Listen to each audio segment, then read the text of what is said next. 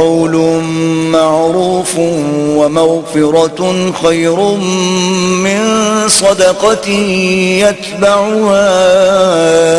अज़ा वल्लाहु गनियुन हलीम। जिस खैरात देने के बाद लेने वाले को ईज़ा दी जाए उससे तो नर्म बात कह देनी और उसकी बेअदबी से दरगुजर करना बेहतर है, और अल्लाह बेपरवाह और बुर्दबार है। या अय्युहल्लज़ीना आमनू ला तुबतिलू सदक़ातिकुम बिलमन्नि वल अज़ा कल्लज़ी युनफ़िक़ु मालहू रिआअ अन्नास वला युमिनु बिल्लाहि वल यौमिल आखिर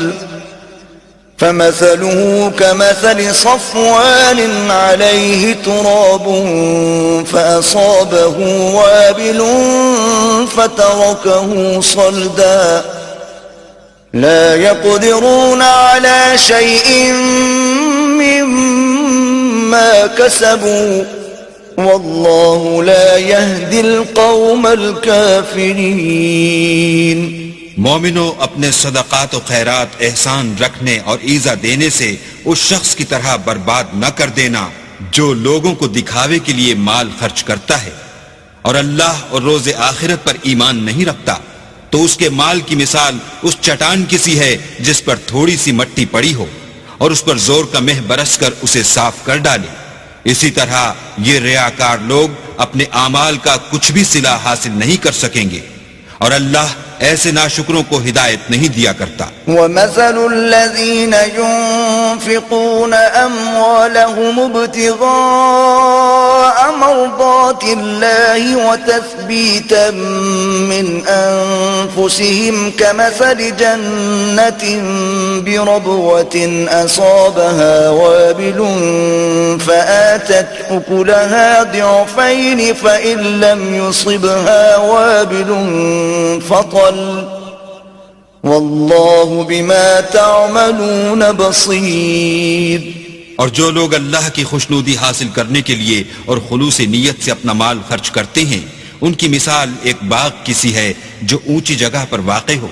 जब उस पर मेह पड़े तो दुगना फल लाए, और अगर मेह ना भी पड़े तो खैर खुआर ही सही, और अल्लाह तुम्हारे कामों को देख रहा है। अयवद्दु अहदुकुम अन तकून लहू जन्नतुन मिन नख़ीलिन व अअनाबिन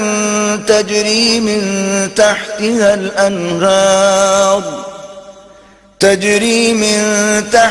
अल-अनहार लहू फीहा मिन कुल्लि समरात व असाबहु अल-किबर व लहू ज़ुर्रिय्यतुन